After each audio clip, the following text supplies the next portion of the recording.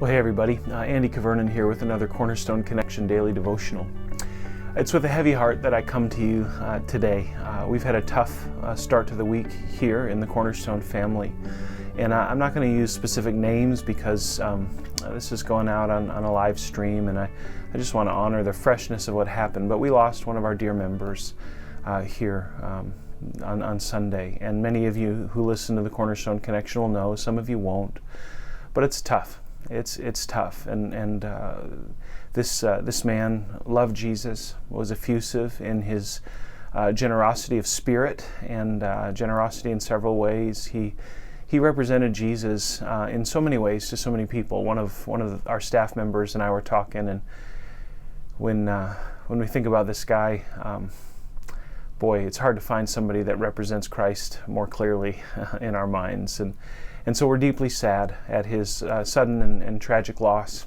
And, you know, I think about this gentleman, and I think about today's Bible reading, and I think about Hebrews 11, where this great list of people who demonstrate faith. And, you know, I'm not gonna sit here and say, well, this man belongs in Hebrews 11. Perhaps I could say that, but that's not my point here for today. But I want you to hear about how the writer of Hebrews talks about these people whom he is commending.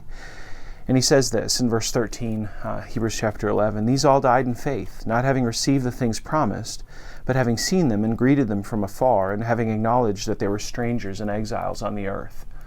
He talks about people who have died in faith, not having received everything that was promised to them, not having received the fullness of the kingdom yet, and yet having seen it and acknowledging that it exists, that God's promises are real, and knowing that in this life they were strangers and aliens, looking forward to a homecoming that was yet to come. And verse 14 says, "For people who speak thus make it clear that they're seeking out a homeland." Friends, our friend who passed away, I know he was seeking out a homeland, and he was looking forward to being with Jesus.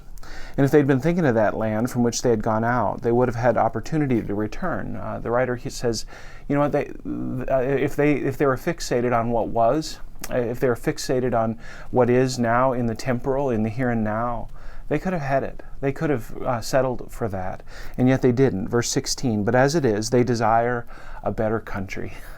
Friends, I love that phrase. They desire a better country. That is, a heavenly one. "Therefore God is not ashamed to be called their God, for he has prepared for them a city." Friends, in these moments that kind of take your breath away, when just the sting of death and just the awfulness of the effects of sin in this world come to the fore, we can desire a better country. We know that this country, where we're at right now, is broken and it's a mess, but there's a better country, and there's a promise, and the Lord is building a city for those who put their faith and trust in him. I'm convinced our dear friend had faith and trust in the Lord, and he's in that better country. And so for those of you who are hurting today, I want to read one of the Psalms, deviate from our Bible reading plan, and I want you to hear these words from the psalmist. This is a Psalm of David, Psalm 62, verses 5 through 8. "For God alone, O my soul, wait in silence, for my hope is from him. He only is my rock and my salvation, my fortress. I shall not be shaken. On God rests my salvation and my glory, my mighty rock. My refuge is God. Trust in him at all times, O people. Pour out your heart before him. God is a refuge for us." Friends, pour out your heart to the Lord today. If you're grieving, know that you can trust him. He alone is our refuge. Where else would we turn but to our God, who calls us into glory with him? Friends, keep your eyes on him today, okay? Praying for you. Let's be praying for each other. Let's be praying for this family. And to God be the glory. Amen.